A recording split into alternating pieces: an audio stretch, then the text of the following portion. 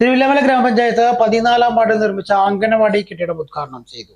തൃശൂർ ജില്ലാ പഞ്ചായത്ത് സ്ഥിരം സമിതി അധ്യക്ഷ ദീപ എസ് നായർ ഉദ്ഘാടനം നിർവഹിച്ചു.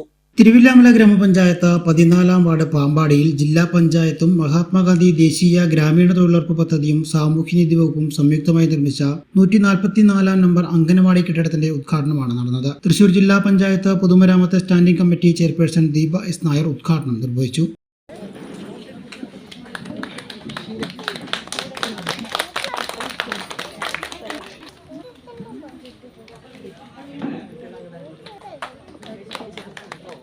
തിരുവില്ലാമല ഗ്രാമപഞ്ചായത്ത് പ്രസിഡന്റ് കെ പത്മജ അധ്യക്ഷത വഹിച്ചു. കേരള സർക്കാരിന്റെ principal secretary doctor Raju Narayanaswamy IAS മുഖ്യാതിഥിയായി പങ്കെടുത്തു.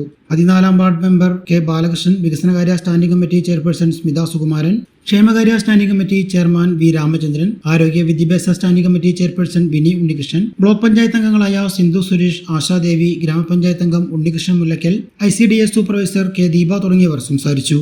അപ്പോൾ ഏറ്റവും പിന്നോക്ക ജില്ലയായ മലപ്പുറത്ത് വേങ്ങരയിൽ ഒരു പരീക്ഷണാടിസ്ഥാനത്തിലാണ് ഈ ICDS പ്രോജക്റ്റ് തുടങ്ങിയത്. വനിതകളുടെയും ശിശുക്കളുടെയും സർവതോന്മുഖമായ വികാസം ലക്ഷ്യമിട്ടുകൊണ്ടാണ് ഈ പദ്ധതി തുടങ്ങിയത്. അത് വളരെ വിജയമായി എന്നുള്ളത് കണ്ടുകൊണ്ട് തന്നെ എല്ലാവരുടെയും കേരളത്തിലെ എല്ലാ ബ്ലോക്കുകളിലും ഒരു ബ്ലോക്കിന്റെ കീഴിലാണ്.